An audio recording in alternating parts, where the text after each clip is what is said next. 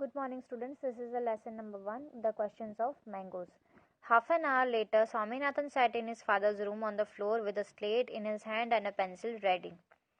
Half hour के बाद स्वामीनाथन जो है अपने फादर के रूम में जाके फ्लोर पे बैठता है, स्लेट लेके, पेंसिल लेके, रेडी रह के. Father had the arithmetic book open and dictated.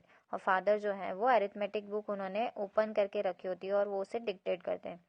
Rama has 10 mangoes with which he wants to earn 15 annas. Rama के पास 10 मैंगोज होते हैं जिसमें से उसने which he wants to earn 15 annas और उसके उसे 15 annas means earn उसे कमाने होते हैं. Krishna wants only 4 mangoes. How much will Krishna have to pay? और कृष्णा को सिर्फ 4 ही मैंगो चाहिए होते हैं, तो कृष्णा को कितने पे करने पड़ेंगे? Swaminathan gazed and gazed at this sum and every time he read it. और स्वामीनाथन जो है वो काफ़ी कंफ्यूज होता है और बार बार उस क्वेश्चन को रीड करता है. It seem to acquire a new meaning. He had the feeling of having stepped into a fearful maze. और जब वो बार बार क्वेश्चन देखता है तब उसे एक नया मीनिंग उसे मिलता है और जो फीलिंग आती है उसे ऐसा लगता है कि मैं किसी मेज में, किसी क्विज में जाके फंस गया हूँ. His mouth began to water at the thought of mangoes. और उसका जो माउथ है उसमें उसे वाटरिंग फील होता है क्योंकि वो मैंगो के बारे में सोचता है. So here is the next page, page number 8.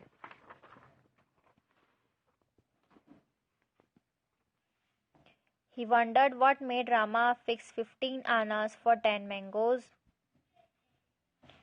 मतलब वो सोचता है कि रामा जो है वो 15 आनास कैसे वो 10 मैंगोज के उसे मिलते हैं. What kind of a man was Rama?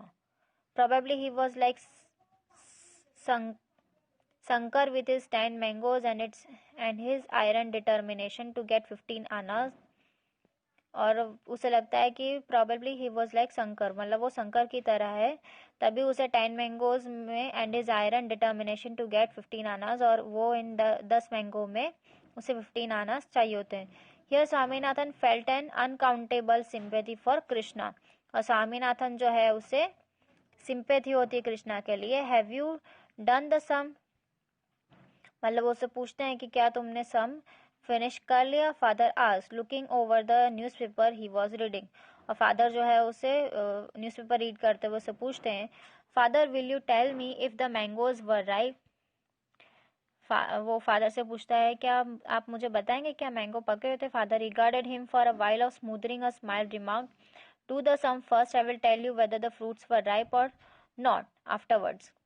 मतलब फादर जो है वो उसे स्माइल करते हुए ऐसे बोलते हैं कि पहले तुम ये सम करो, उसके बाद मैं तुम्हें बताऊंगा कि जो फ्रूट्स हैं वो मीन्स पके हुए हैं या नहीं. Swaminathan felt utterly helpless. If only father would tell him whether Rama was trying to sell ripe fruits और अनराइप वंस. स्वामीनाथन जो है वो बहुत ऐसे दुखी हो जाता है क्योंकि उसे उसके फादर ही ऐसे हेल्प कर सकते हैं कि जब वो उसे बताएंगे कि फ्रूट्स जो थे वो पके हुए थे या नहीं. Of what avail would it be to tell him afterwards? He felt strongly that the answer to his question contained the key to the whole problem. It would be a crime to expect 15 annas for 10 unripe mangoes. मतलब ये तो बिल्कुल he felt strongly answer to this question, और वो उस question के बारे में उसका आंसर जानने में उसे काफ़ी प्रॉब्लम होती है क्योंकि एक बिना 10 पके हुए मैंगोज के लिए उसे 15 आनाज अगर पे करना पड़ा या उसमें वो कैसे अर्न करेगा. But even if he did it wouldn't be like unlike Rama whom Swaminathan was steadily bringing to hate with the darkest qualities. और स्वामीनाथन जो है वो मीन्स उसे बिल्कुल भी पसंद नहीं है, मीन्स जो सस्पेंस टाइप रहता है वो उसे बिल्कुल भी पसंद नहीं था. Father I can not do the sum, मतलब फादर को कहता है कि मैं ये सम नहीं कर पा रहा. Swaminathan said pushing away the slate, what is the matter, you can't solve a simple problem in simple proportion.